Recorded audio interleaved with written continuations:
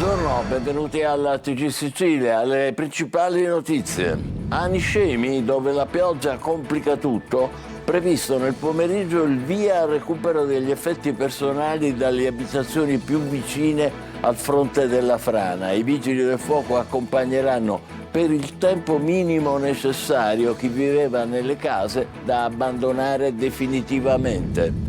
Nelle campagne tra Lentini, Carlentini e Francofonte l'80% della produzione di agrumi è andato perduto a causa del ciclone Harry. L'assessore regionale San Martino ai coltivatori: non vi lasceremo soli. A Palermo ancora una rissa davanti a una discoteca. Un gruppo di giovani tenta di entrare nel locale senza pagare, bloccato dai buttafuori. Confesercenti lancia l'allarme: basta con le violenze di chi vuole intrufolarsi gratis. A Catania si torna a sparare. Un uomo con precedenti penali gambizzato al villaggio d'Usmet. Prende corpo l'ipotesi di un regolamento di conti. Sul tavolo dei ministri Nordio e Piantedosi il caso di Elio, il ragazzino aggredito a gennaio con un tirapugni da una baby gang in piazza Stesicoro a Catania. I responsabili, individuati dalla polizia, sono ancora a piede libero. È morto Antonio Zichichi, fisico e divulgatore scientifico, nato a Trapani, specializzato nello studio delle particelle, fondatore del centro Ettore Majorana di Erice. Calcio, vigilia di campionato per il Catania, che affronta domani al Massimino il Cerignola. Poco fa ha parlato Toscano, che non avrà Di Tacchio e Miceli mentre recupera Casasola. Il comune di Trapani si riprende il palazzetto dello sport, revocata la concessione alla Trapani Shark. Entro 15 giorni la società che fa capo al patrono Antonini dovrà sgomberare.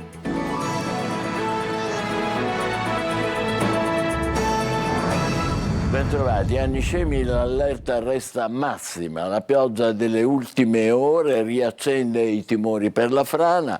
Intanto arrivano le squadre specializzate dei vigili del fuoco per il delicato recupero nel pomeriggio degli effetti personali delle case evacuate tra 30 e 50 metri dal burrone. Gerry Italia.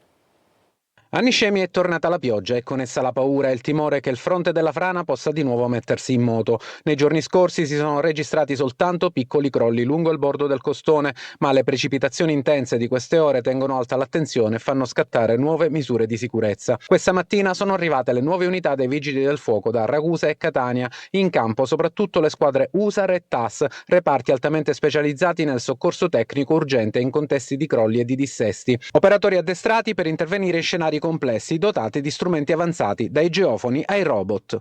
Monitoreranno la frana per capire, per verificare se è possibile arrivare entro il limite dei 30 metri, con dei dispositivi che in caso di movimenti daranno l'allarme e consentiranno al personale di uscire rapidamente e comunque consentire ai residenti di poter prelevare altri beni in quelle fasce compromesse. Nel pomeriggio, se le condizioni meteo lo consentiranno, dovrebbero partire le operazioni di recupero degli effetti personali dalle abitazioni evacuate all'interno della zona rossa, un'area compresa tra i 30 e i 50 metri dal ciglio della frana, considerata la più esposta al rischio di nuovi crolli. I vigili del fuoco accompagneranno i residenti costretti a abbandonare in fretta le proprie case per consentire loro di recuperare documenti, ricordi e beni essenziali. Prima però saranno effettuate accurate verifiche tecniche con strumenti in grado di rilevare anche minimi movimenti del terreno. Solo dopo scatterà l'accesso controllato agli edifici in condizioni di massima sicurezza.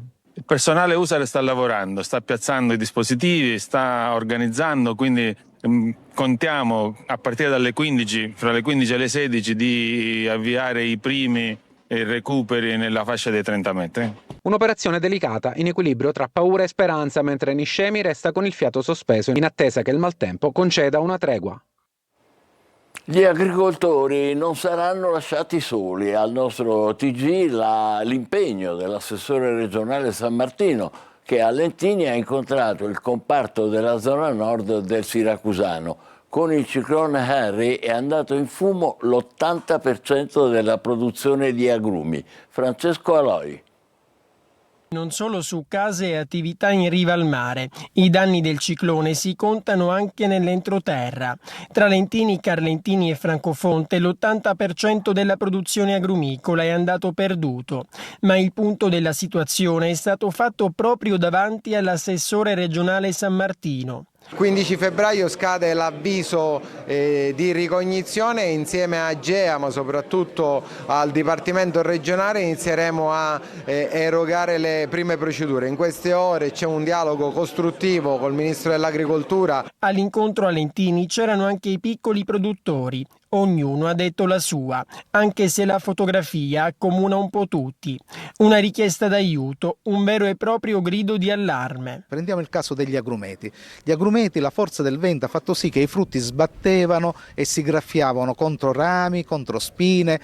Questo provoca dei danneggiamenti alla buccia che, complice l'umidità persistente, fa da veicolo a infezioni fungine. Dalla Regione comunque arriva il massimo impegno per la tutela del settore, che soprattutto da queste parti muove l'economia. Iniziare subito dopo non soltanto i pagamenti, ma anche la stima di quello che sarà un percorso lungo di valutazione degli impianti di produzione. Nella piana di Catania queste arance sul terreno sono la metafora di un comparto che tra emergenze, maltempo e difficoltà varie fa sempre più fatica ad andare avanti. Messina potrebbe essere un dramma della solitudine, quello che ha unito nella morte padre e figlio ieri sera. Si pensa a un duplice suicidio, sarà l'autopsia nell'ospedale Papardo a sciogliere ogni dubbio. Al momento quello che appare chiaro è che gli uomini, un novantenne e un cinquantenne, entrambi con gravi problemi di salute, non avevano segni di violenza sul corpo. Sono stati trovati morti nella loro abitazione, ma in stanze diverse, nel quartiere messinese di Zafferia. Ad avvertire la polizia l'altro figlio che non aveva notizie dei suoi cari da un paio di giorni. Palermo si intrufolano nei locali e creano danni e disagi. Dopo la rissa alla discoteca Zaia, Confesercenti lancia l'allarme. O entrano gratis o scattano i problemi. Questo è un ricatto. Marco Gullà. Giovani che scavalcano e che vogliono entrare gratuitamente nei locali, creando poi disagi e danni. La nuova istantanea della movida palermitana. Qui siamo alla discoteca Zaia, in via Cavour. Una rissa è scoppiata sabato intorno alle 3 di notte, quando alcuni giovani hanno tentato di entrare nel locale, ma sono stati bloccati dai buttafuori.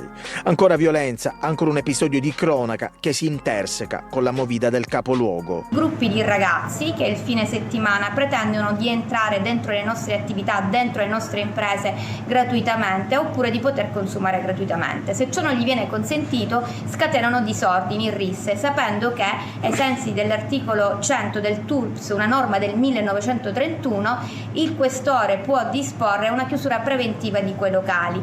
Questo è diventato per loro un'arma di ricatto importante che, oserei dire, è quasi un pizzo ormai istituzionalizzato e per noi non è più tollerabile. Nelle segnalazioni arrivate alla centrale operativa, almeno in un primo momento, si era parlato di colpi di arma da fuoco davanti alla discoteca. Di bossoli o proiettili però non ne sono stati trovati. Il tutto a pochi metri dalla zona rossa di Piazza Olivella. Una rissa anche a Catania, una lite tra giovanissimi davanti a un esercizio commerciale di Viale Libertà. La polizia è riuscita a riportare la calma, nonostante il tentativo di alcuni dei presenti di ostacolarne l'intervento, scagliandosi contro gli agenti. Dopo la denuncia, il questore ha emesso 7 daspo Willy, cioè i destinatari non potranno frequentare alcune zone della città per almeno 2 anni. Il caso di Elio, il ragazzino aggredito a gennaio da una baby gang in piazza Sesicoro a Catania, sul tavolo dei ministri Nordio e Piantedosi. I responsabili, individuati dalla polizia, sono ancora a piede libero. Luca Ciliberti. Domani mattina io presenterò un'interrogazione al Ministro della Giustizia e chiederò di conoscere per quale motivo ancora queste persone non sono state arrestate, affidate a una comunità, quali misure sono state adottate nei loro confronti, e chiederò l'invio di un'ispezione al Tribunale dei minorenni di Catania. Detto fatto, la senatrice di Italia Viva, Daphne Musolino, ha presentato un'interrogazione al Ministro della Giustizia Carlo Nordio e al Ministro degli Interni Matteo Piantedosi sui fatti avvenuti a Catania la sera dello scorso 5 gennaio, quando un 14enne è stato aggredito nella centralissima piazza Stesicoro da una baby gang ancora a piede libero. È stato il padre del ragazzino a chiedere attraverso le telecamere del Punto come mai agli aggressori del figlio, nonostante siano già stati identificati dalla polizia, non sia stato applicato un provvedimento restrittivo. La polizia della squadra mobile con a capo il dottore Fattori hanno già identificato tutti, mio figlio ha fatto il riconoscimento di tutti coloro che ricordava, loro hanno già identificato tutti perché c'erano delle telecamere. Non riesco a capire come sia possibile che ancora queste persone possano essere in circolazione. Inoltre, ribadendo le richieste del sindaco trentino, si sollecita l'invio dell'esercito per rafforzare il presidio permanente nel contrasto ai fenomeni di violenza giovanile. Catania si torna a sparare, un 47enne con precedenti penali gambizzato al villaggio Dusmet. Prende corpo l'ipotesi del regolamento dei conti. Tonino De Mana. Un possibile regolamento di conti maturato negli ambienti della criminalità catanese. È questa l'ipotesi investigativa più accreditata sulla sparatoria avvenuta ieri sera al villaggio Dusmet. Bersaglio di ignoti malfattori, con molta probabilità un avvertimento, un 47enne noto alle forze dell'ordine con precedenti penali per rapina. L'uomo è stato colpito all'altezza della coscia sinistra con il proiettile che ha attraversato l'arto uscendo dalla parte opposta. Immediatamente soccorso da un conoscente, è stato trasportato in auto al vicino pronto soccorso dell'ospedale Cannizzaro, dove si trova ricoverato nel reparto di chirurgia plastica. Le sue condizioni non destano particolari preoccupazioni. Sul posto sono arrivati gli agenti della squadra mobile di Catania che hanno sentito numerose persone e qualche familiare nel tentativo di risalire al movente legato presumibilmente a contrasti nell'ambito della criminalità locale. Nelle ultime ore una persona sarebbe sotto torchio negli uffici della questura. Palermo, 40 anni fa, lo storico avvio del maxi processo, prima storica vittoria dello Stato su Cosa Nostra. Oggi un'app di realtà aumentata ricostruisce l'aula bunker e permette così ai giovani di vivere le fasi del più grande processo della storia, ma anche di conoscere i protagonisti che vedremo adesso con Manlio Viola. Il diritto che vince sul delitto. Fu l'accostamento di parole con il quale il pubblico ministero Giuseppe Ayala concluse 8 giorni di requisitoria del primo grande processo a Cosa Nostra. Il 10 febbraio ricorrono i 40 anni dalla sentenza che segnò la prima grande vittoria dello Stato sulla mafia.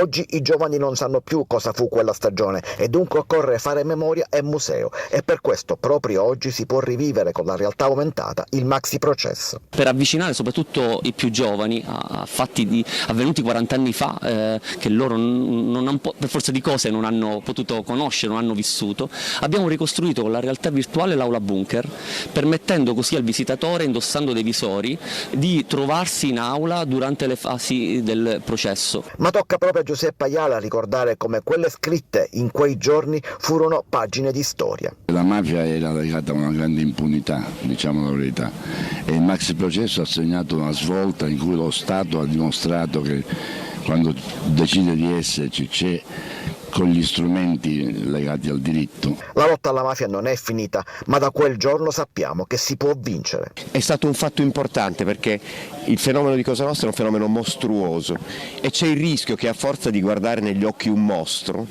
tu diventi come un mostro.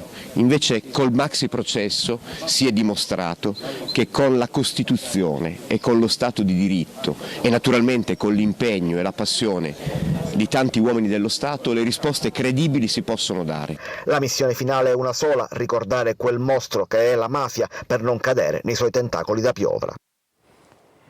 Catania, passata la festa di Sant'Agata, torna alla normalità sulle strade attraversate dalla processione. Dopo l'apertura di Via Etnea, gli operai della Gema stanno concentrando tutti gli sforzi in via Caronda per rimuovere la cera lasciata dal passaggio dei torcioni. In mattinata prove di frenata, il grip test, nel tratto tra le vie Bertuccio e Monserrato, ed è stato necessario un ulteriore passaggio a causa delle condizioni sdrucciolevoli del selciato. Alle 12 un'altra prova su strada è stato favorevole, consentendo la riapertura del tratto in questione. I lavori proseguiranno per ripulire da cera e segatura la parte bassa di via Caronda. Per decenni è stato un mistero. Giusto un secolo fa un giovane devoto di Sant'Agata aveva realizzato busta e varetta della martire di Catania, ma dell'opera si erano perse le tracce. Oggi la soluzione del caso nel quartiere di Cibali. Adelaide Barbagallo. Lo sguardo dolce, i particolari curati nei minimi dettagli, una devozione antica per la patrona di Catania, una storia che ci porta indietro nel tempo, a quasi 100 anni fa, e che solo adesso svela il suo mistero. Questo busto di Sant'Agata assieme alla varetta sono stati realizzati nel 1928 da un ragazzo, si chiamava Giuseppe Musumeci, aveva appena 17 anni, morto poi durante il servizio militare a 20 anni. Ma la morte di Giuseppe che fine ha fatto l'opera d'arte dedicata a Sant'Agata? I primi a tenerla in casa furono i genitori del giovane, che poi la diedero a una zia, alla sorella del papà, ma questa, dovendo traslocare, l'affidò a una famiglia, e qui il filo si interrompe. Non sapevamo che fine avesse fatto, fino a quando, ritrovando in maniera roccambolesca una vecchia foto di una processione fatta da piccoli devoti, ha innescato la ricerca. Determinante l'intervento dei ragazzi della Gasba di Cibali. Alessandro, il figlio del signor Musumeci, che vive a Treviso, ci ha contattato e da lì abbiamo iniziato una ricerca chiedendo a tutte le persone un po' più grandi del quartiere se si ricordassero di questo fercolo. Tramite varie ricerche siamo riusciti ad arrivare al nome del signor Cardì. Il signor Nino era bambino. Si era sparsa voce che una signora che era via Torrente mi pare, doveva disfarsi di una varetta di Sant'Agata. Mio padre non ci ha pensato neanche mezza volta, ha preso la cosiddetta lapa, giusto? Mi ha detto vieni con me. E abbiamo preso questa varetta e l'abbiamo messa sul mezzo. E adesso eccola qui, il signor Cardì, su indicazione del padre, nel periodo di Sant'Agata, ogni anno porterà nella chiesa madre di Cibali, Madonna delle Grazie, l'opera di Giuseppe Musumeci, appassionato devoto di Sant'Agata. Bellissima storia di devozione. È morto a 96 anni Antonino Zichichi, fisico e divulgatore scientifico specializzato nel campo della fisica delle particelle, a cui ha dato preziosi contributi, noto soprattutto per la sua battaglia contro l'astrologia e più in generale contro le superstizioni. A Erice, vicino a Trapani, ha fondato il Centro di Cultura Scientifica Ettore Majorana, da dove ha favorito per decenni il dialogo internazionale fra studiosi e la formazione di generazioni di giovani ricercatori. È stata una figura molto considerata ma anche controversa nella comunità scientifica per il suo credo cattolico, l'aspra critica alla teoria darwiniana dell'evoluzionismo e la sua posizione sui cambiamenti climatici che non attribuiva alle attività umane. Zichichi, ha detto il presidente della regione Schifani, ha saputo abbinare il suo nome alla Sicilia e al centro Majorana di Erice, rendendoli un punto di riferimento internazionale per la fisica e per il dialogo tra scienza e cultura. È il momento della nostra pausa, tra poco per il calcio, la vigilia di campionato per il Palermo e il Catania, subito dopo il comune di Trapani che si riprende il palazzetto dello sport. State con noi.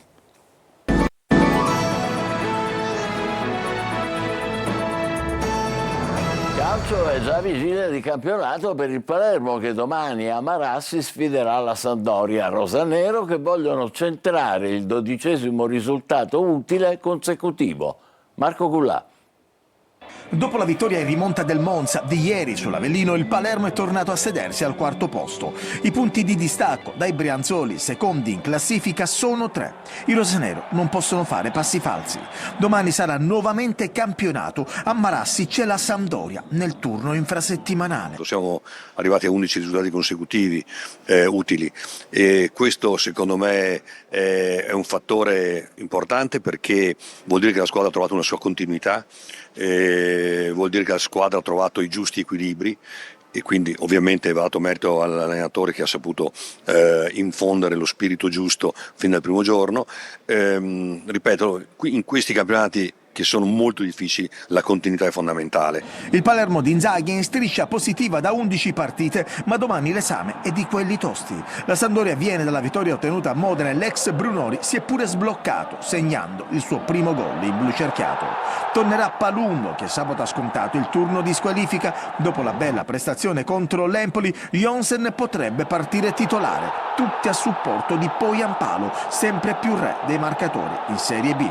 Domani fischio d'inizio alle ore 19.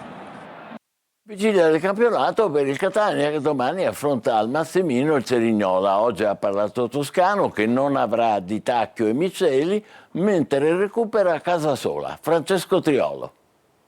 Il rinvio della partita con il Trapani ha reso il Catania spettatore dell'ultimo turno, ma adesso, già oggi, è vigilia di campionato per il turno infrasettimanale che vedrà i rossazzurri domani sera impegnati al Massimino contro il Cerignola. Una partita piena di insidie contro una squadra che ha appena battuto la Salernitana e quindi galvanizzata, ma anche perché c'è da valutare quanto abbia inciso lo stop forzato per i rossazzurri. Affrontiamo una squadra in salute, forse la più in forma del nostro girone, sappiamo la difficoltà della partita.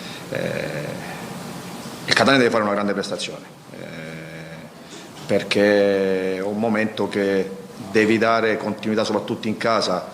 Toscano recupera Casasola dopo la squalifica, ma non ci sarà Di Tacchio, che è ancora in fase di recupero, e Miceli squalificato. In difesa ci sono Gherardi e Peraccini, ormai recuperati dopo i rispettivi infortuni. Da decidere chi giocherà sulla tre quarti. Si gioca del posto d'ausilio Jimenez, Bruzzanini e Lunetta. Ampia scelta anche per il ruolo della punta centrale, con forte favorito su Caturano e Rolfini. Il Catania giocherà conoscendo il risultato del Benevento, avanti di 6 punti in classifica, impegnata alle 18 a Trapani. Un altro aspetto che potrebbe incidere anche nell'approccio alla partita. La squadra forse più in forma in questo momento del nostro girone.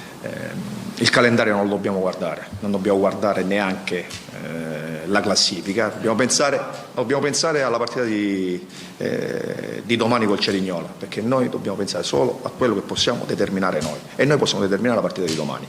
L'altro poi lo guardiamo in avanti.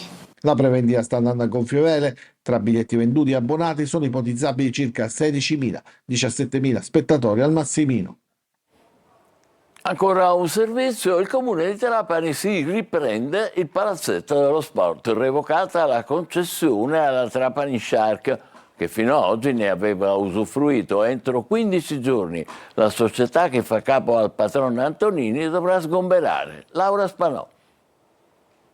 Il comune di Trapani rientra nel possesso del palazzetto di Piazzale Ilio. Stamani gli operai comunali hanno effettuato il cambio delle serrature, motivato dall'urgenza di tutelare il bene pubblico, anche alla luce di segnalazione della polizia municipale su prelievi non autorizzati di arredi e attrezzature e sul rischio di vandalismi in un impianto ormai inutilizzato. Alla Trapani Shark è stata contemporaneamente notificata la revoca della convenzione stipulata nel 2023, quando la Trapani Shark era una società dilettantistica senza scopo di lucro. La società Trapani Shark, che fa capo al patrono Valerio Antonini, ha 15 giorni di tempo per riprendere i propri beni. Praticamente è cessato ogni rapporto ed è stata ordinata la riconsegna dell'impianto. Se la Trapani Shark non rilascerà il palazzetto nei termini, il comune procederà allo sgombero coattivo con l'ausilio della forza pubblica. Contro il provvedimento resta la possibilità di ricorso al TAR o al Presidente della Regione. Con la deliberazione di questa mattina, condensata in 11 pagine, il comune di Trapani mette nero su bianco la propria linea. La concessione è finita per legge e per inadempimenti e da oggi il palazzetto torna sotto il controllo di Palazzo Dalì. Per il comune la modifica del requisito da SSD a SRL è diventato insanabile. Se la società fosse stata profit fin dall'inizio, infatti, non avrebbe potuto partecipare alla procedura. Noi ci fermiamo qui, grazie per l'attenzione, l'appuntamento per altre notizie alle 20. Buon pomeriggio.